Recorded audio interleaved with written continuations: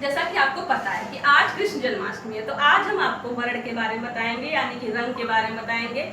आचार्य चरक ने 3 वर्ण बताए हैं। उन्होंने शारीर स्थान के जातीय सूत्रीय अध्याय में 3 वर्ण के बारे में उल्लेख किया। उन्होंने बताया कि गौर वर्ण, श्याम वर्ण और कृष्ण वर्ण। उन्होंने बताया जो श्याम वर्ण होता है वो श्रेष्ठ होता है, और जो हमारे कृष्ण जी का वर्ण था वो भी श्याम है, तो वो श्रेष्ठ होता है। तो उन्होंने इसका जो संबंध बताया वो पंच महाभूत से बताया। उन्होंने बताया है कि जो श्याम वर्ण होता है उसमें 5 महाभूत होते हैं, आकाश, वायु, अग्नि, जल, पृथ्वी।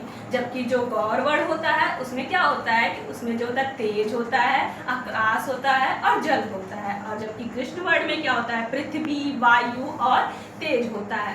तो कहा भी जाता है कि जो श्याम वर्ण है वो क्या है कि श्रेष्ठ है।